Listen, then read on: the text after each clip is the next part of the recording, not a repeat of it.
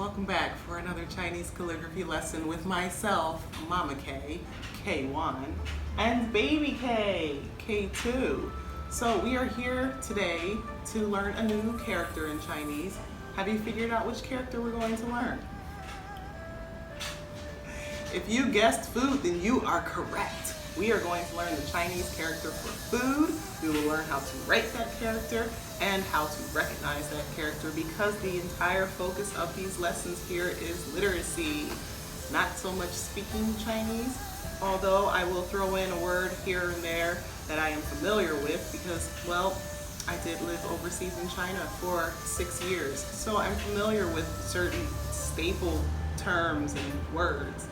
But speaking is not my strength. Writing is not my strength either, but I'm learning, okay? It's just my tone with Chinese is very bad, so I don't want to put up a lot of emphasis there. We are practicing Chinese calligraphy because, well, it's helping with my own strengthening with my wrist. I'm having wrist problems. I'm getting old. But also, baby girl here is young, and she's exploring writing, drawing, painting, and all of those fun things, but she's making messes everywhere. And this set, I love it because the ink here is water. We place a stroke onto the paper, and in a few moments' time, that stroke will disappear. And she can make a mess as much as she wants because the ink, like I said. So, with all of that in mind, let's get started and learn the character for food. Okay, so let's get started. Please excuse me for the poor quality of my Chinese calligraphy paper. I'm going to get a new set somewhat soon. So we have two characters here to form the words for to eat, food in Chinese. We're going to use this first square with these dotted lines as our guide to help us draw the shape and the stroke order, keep everything nice and proportioned. So our first character here is a combination of two radicals. The first radical I'm familiar with because it's just the box and it means mouth. And the second component of that character, I am not familiar with that one. It's difficult to me because it's not so much vertical and horizontal lines. It's a lot of diagonal action happening in the second half of that character. But what helps is that when you start the next character, it looks somewhat similar. You know, you can see that. Let me draw this one again. So our first character, which has this little mouth radical, and then alongside it, the complicated part. But this character means to eat. And the way we say to eat in Chinese is chi. And it's a complicated one to draw, but at least the second character starts looking somewhat similar to the end of that first character. Plus that little hook on the bottom, you see? Followed by an upside down 7 situation, and then some more strokes.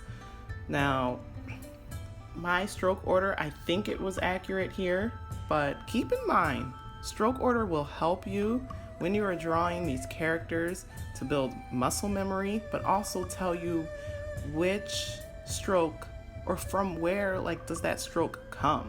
You know, where should you start with drawing that next stroke? It will help, you know. I understand learning Chinese character writing is a task all on its own. You know, just memorizing these characters. I forget almost every day, so I have to practice. But you know, keeping in mind the way that you draw them, that's how you're going to become a master. So let's write this one more time. Chur fan, which means to eat food. Now, when I was in China, you know, you think it's typical to ask someone, hey, how are you doing? And think, you know, someone will respond, oh, you know, I'm all right, or I'm okay. And that's how we communicate here in the United States. But in China, no one is really asking, ni hao ma, ni hao ma. No one is asking, how are you? People are really asking, have you eaten? Did you eat? Is your health okay? And I really like that about the culture, the Chinese culture, because they dive deep with how you're doing. So I would often get that question like, have you eaten? Ni吃饭了吗? 吃饭? Have you eaten food?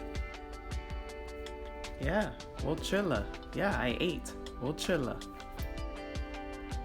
Eat food.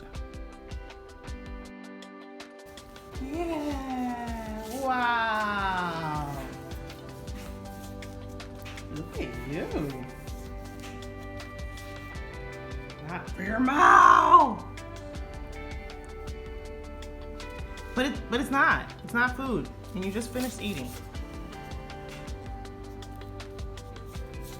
Oh, yay. No.